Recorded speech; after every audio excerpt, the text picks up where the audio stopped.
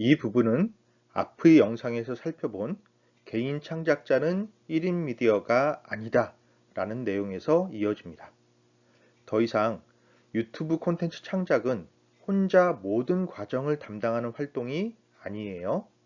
함께 그것도 전문가들의 도움을 받으면 훨씬 품질이 좋은 콘텐츠를 만들 수 있습니다.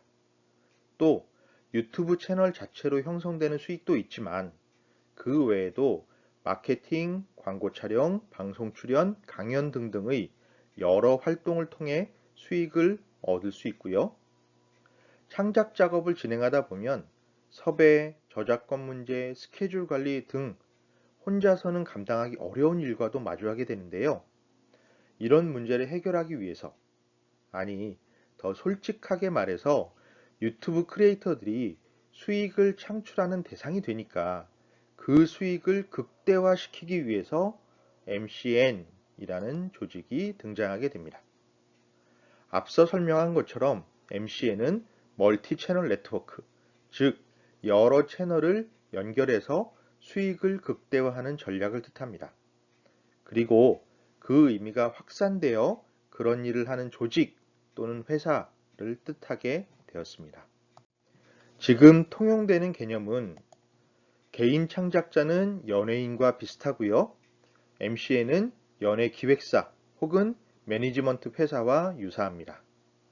연예 기획사가 그러하듯 여러 명의 창작자를 묶어서 다수의 채널을 운영하고 이런 네트워크를 통해서 노출 빈도를 높입니다. 그러니까 디지털 콘텐츠의 산업적 가치를 현실화한 사업 영역이라고 하겠습니다. 유튜브에서 MCN을 규정하는 정의는 다음과 같습니다. 이것은 미디어 자몽 대표이사인 김건우의 1인 미디어 당신의 콘텐츠를 캐스팅하라 라는 책에서 인용한 것인데 내용은 다음과 같습니다. 여러 개의 유튜브 채널과 제휴한 조직, 제품, 프로그램 기획, 결제, 교차 프로모션, 파트너 관리, 디지털 저작권, 수익 창출 및 판매, 잠재 고객 확보와 같은 다양한 분야에서 콘텐츠 제작자에게 도움을 주는 조직 또는 사업체. 여기에는 MCN에서 하는 일이 잘 정리되어 있죠. 이것을 압축해서 말하면 다음과 같은 뜻이 됩니다. 크리에이터가 창작에 전념할 수 있도록 나머지 일에 대한 업무를 대행해 주는 서비스. 자, 그러면 이러한 MCN 업체들이 어떤 방법으로 수익을 낼까요? 현재까지는 크게 세 가지 방향에서 논의가 되고 있습니다.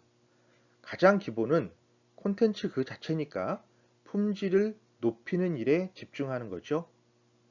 이 경우에 MCN은 일종의 프로덕션 역할을 수행한다고 하겠습니다. 다른 방향은 요즘 주목되고 있는 비디오 커머스, 즉 동영상 라이브 방송과 쇼핑을 결합한 전자상거래 유형입니다. 특히 패션, 뷰티, 여행 분야의 개인 창작자들이 진출할 수 있는 영역이지요. 신뢰할 수 있는 크리에이터가 제품을 소개하거나 시연을 해보면서 소비자들이 간접 체험하는 효과를 만들어 자연스럽게 매출로 연결시키는 방식입니다. 꼭 라이브로 진행하지 않더라도 PPL, 간접 광고 방식으로 진행하는 경우도 있습니다. 상품 주기가 상대적으로 긴 도서 출판 등이 여기에 해당합니다. 또 다른 방향은 지적 재산 수익화 모델입니다. 이는 주로 정보를 전달하는 분야에서 많이 고려되고 있는데요. 콘텐츠 자체가 지적 재산으로 이어지는 경우에는 효과가 높습니다. 사회학 인문학 강사인 최진기, 한국사 강사인 최태성 등이 만들어낸 콘텐츠가 여기에 해당하는 사례겠지요. 물론 이 외에도 굿즈 제작 및 판매 등의 전략이 이용되기도 합니다. 크리에이터의 인지도를 활용해서 인형, 문구, 펜시용품 등을 만들어내기도 하고요. 콘텐츠 속 상황을 다른 매체로 재창작하기도 합니다. 제가 3명의 여성과 함께 사는데요. 그 중에서도 서열 2위인 큰딸이 크리에이터 잠들의 팬입니다. 채널을 구독하고 영상을 시청하는 것은 기본이고 굿즈 수집도 참 열심히 합니다. 그런데 그 굿즈 중에는 제가 흥미롭게 보았던 도서 출간이 있었어요.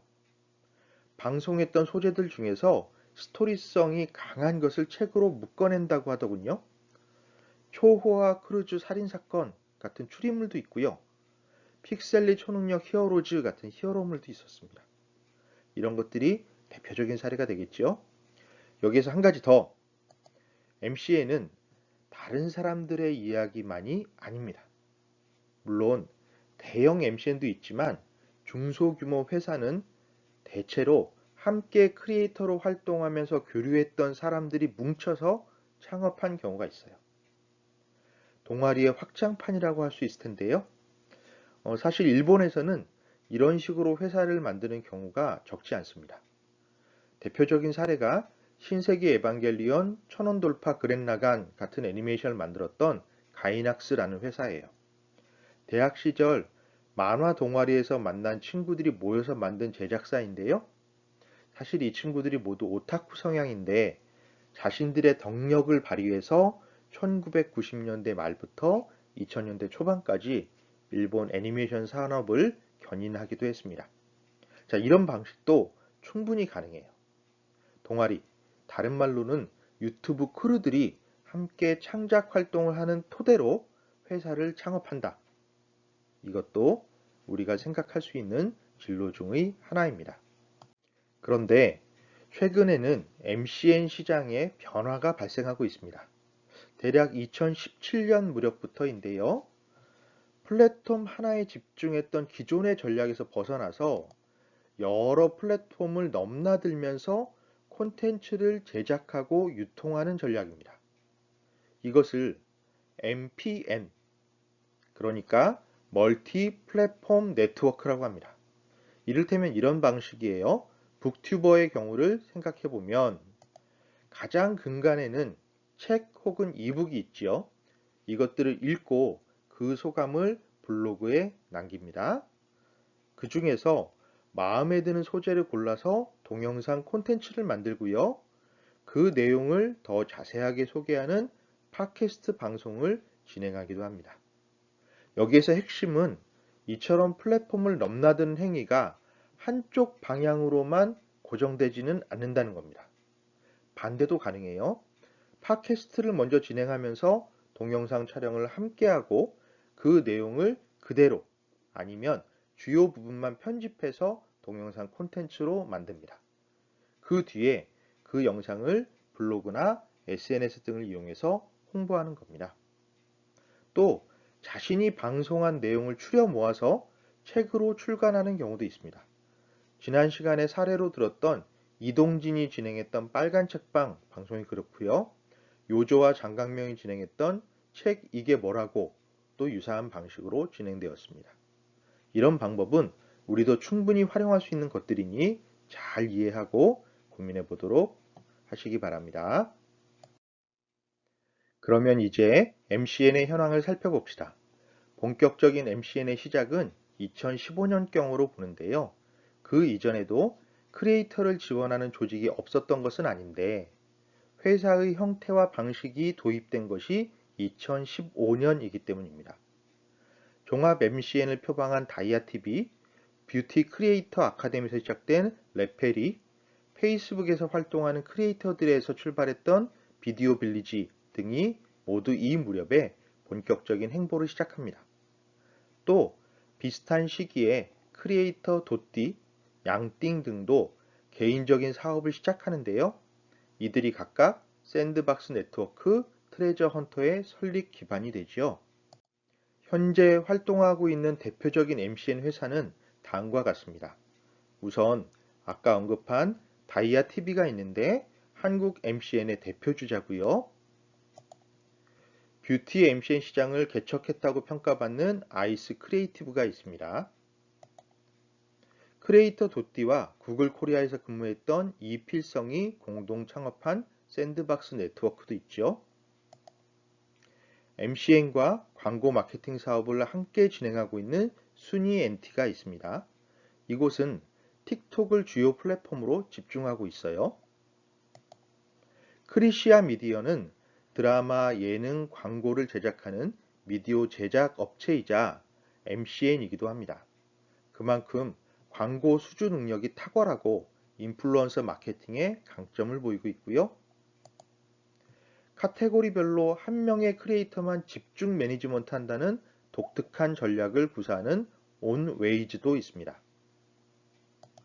데마시안이라는 곳은 팟캐스트 크리에이터에서 출발했던 MCN인데요. 자체 쇼핑몰을 운영하면서 수익 모델을 만들고 있다는 특징이 있고요. 5세컨즈는 코리안 브로스, 팀 브라더스, 야신 야덕 등의 채널을 운영하는 MCN 업체이면서 동시에 관광 벤처 기업이기도 합니다. 여기에서 한국 문화를 외국에 소개하는 콘텐츠를 활용하고 있어요. 다양한 분야의 크리에이터를 영입해서 다채로운 콘텐츠를 만들어내고 있는 와우 엔터테인먼트도 주목되는 업체입니다. 트레저 헌터도 다양한 크리에이터가 참여하는 업체인데요. 중국과 동남아에 진출하기도 했고 크리에이터 평생교육원을 운영하기도 했습니다. 이외에도 여러 업체들이 있지만 일단 이 정도만 살펴보겠습니다. 이 내용을 마무리하기 전에 꼭 말씀드릴 부분이 있어요. 어느 분야의 회사도 마찬가지인데요. MCN 역시 마냥 좋기만 한 것은 아니라는 사실입니다.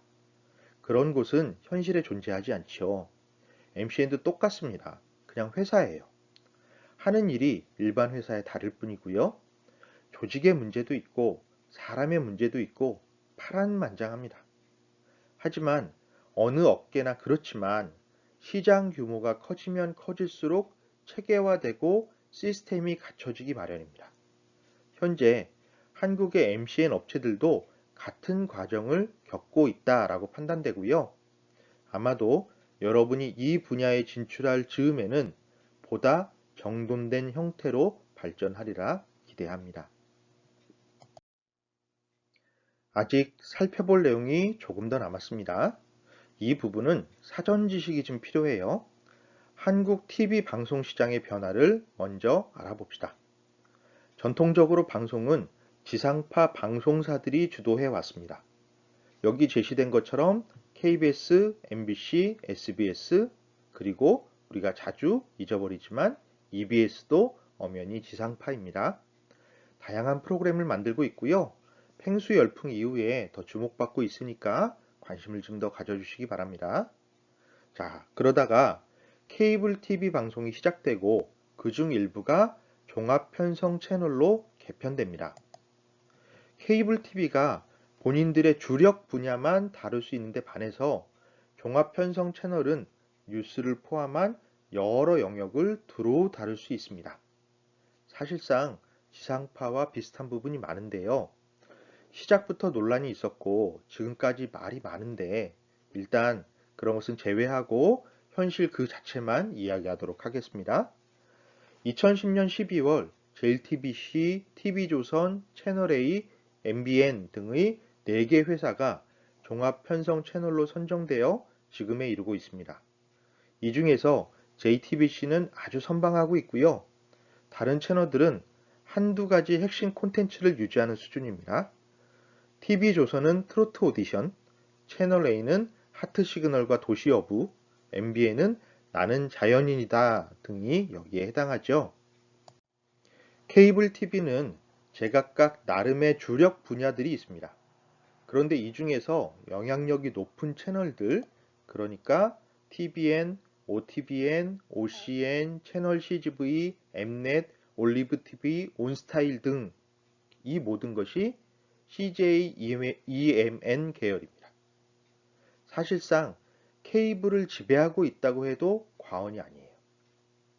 그런데 이것을 유튜브와 관련된 강의에서 왜 언급하느냐? 그 이유는 앞서 살핀 MCN 업체 중에서 다이아 TV가 바로 이 CJ ENM 계열사이기 때문에 그렇습니다. 즉, MCN 분야에서도 대기업이 영향력을 발휘한다라는 사실에 주목할 필요가 있다라는 것이죠. 한 걸음 더 나가 봅시다. 한국의 방송 시장은 또 변합니다. 최근에는 OTT가 주목받고 있죠. 스트리밍 서비스를 이용해서 동영상 콘텐츠를 감상하는 방식인데요. 상승세가 아주 가파릅니다. 2012년에는 1,085억 원 규모였는데 2020년에는 7,801억 원 규모로 늘어났어요. 코로나19 상황에서 혹은 그 이후로도 이 상승세는 당분간 이어지리라고 전망합니다. 그런데 OTT 서비스는 사실 엄격하게 따지자면 방송이라고 보기는 어렵습니다. 실시간으로 진행되는 것이 아니라 콘텐츠를 데이터베이스로 만든 뒤에 소비자에게 제공하기 때문인데요. 그래서 오히려 영화 다운로드 서비스에 더 가깝다는 주장도 있습니다. 하지만 어찌되었든 동영상 콘텐츠를 감상하는 또 다른 방법인 것만은 분명합니다. 자, 이 OTT에는 넷플릭스, 왓챠, 웨이브, 그리고 티빙이 있습니다. 이 중에서 우리가 주목하는 것은 티빙인데요. 사실 OTT 서비스 안에서 순위는 떨어지는 편이지만 이 티빙이 CJ-EMN에 속합니다. 그래서 티빙에서는 다이아 TV 콘텐츠가 함께 공개되는 것이고요. 자, MCN이 또 이렇게 연결되는 것이죠. CJ-EMN은 이 외에도 스튜디오 드래곤이라는 드라마 제작사를 함께 운영하고 있습니다. CJ-EMN의 영향력은 이제 방송 전반에 미치고 있고요. 그 일부로 MCN 업체도 활약하고 있습니다. 더 이상 디지털 콘텐츠가 변방에 머무르는 것이 아니에요. 이런 내용까지 잘 고려해서 진로 모색에 참고하시기 바랍니다.